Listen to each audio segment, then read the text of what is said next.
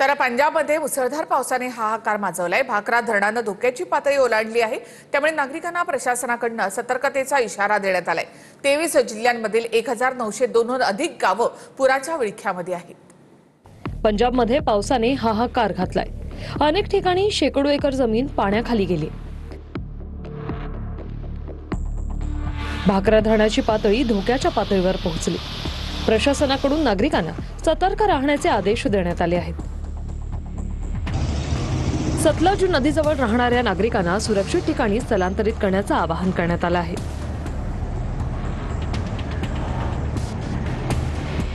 पंजाबमध्ये पुरातून 20,972 लोकांना वाचवण्यात आलं आहे। तर पूर परिस्थितीमुळे आतापर्यंत 43 जणांना आपला जीव गमवावा लागलाय। 23 जिल्ह्यातील 1902हून अधिक गावं पाण्याच्या विळख्यात आहेत। याचा फटका 3,84,000हून अधिक नागरिकांना बसलाय। आपत्कालीन परिस्थितीचा सामना करण्यासाठी एनडीआरएफ आणि इतर संस्थांच्या तुकड्या तैनात करण्यात आल्या आहेत। फाजिल्का जिल्ह्यातील पूरग्रस्त भागातून एनडीआरएफने अनेकांना वाचवले। पाक सीमेजवळील महात्मा नगर गावातून एका वृद्ध महिलेसह आणि लहान मुलांनाही सुरक्षित स्थळी दाखल केले। केंद्रीय कृषी मंत्री शिवराज सिंह चौहान यांनी पंजाबमधील कपूरथाळा गावातील पूरग्रस्त नागरिकांसोबत संवाद साधला।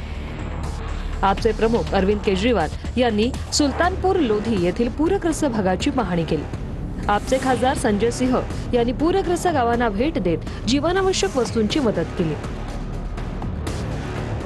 हिमाचल प्रदेश आणि जम्मू काश्मीरमधील पाणलोट क्षेत्रात मुसळधार पावसामुळे सतलज, व्यास आणि रावी नद्या ओसंडून वाहत असल्याने पूरस्थिती उद्भवली। पंजाब आणि जम्मूत आलेल्या पुरामुळे भारत-पाक आंतरराष्ट्रीय सीमेवरील 110 किलोमीटरपेक्षा जास्त कुंपणाचं नुकसान झालंय। पंजाबमध्ये 67 तर जम्मूमध्ये 20 बीएसएफच्या चौक्या पाण्याखाली गेल्या आहेत।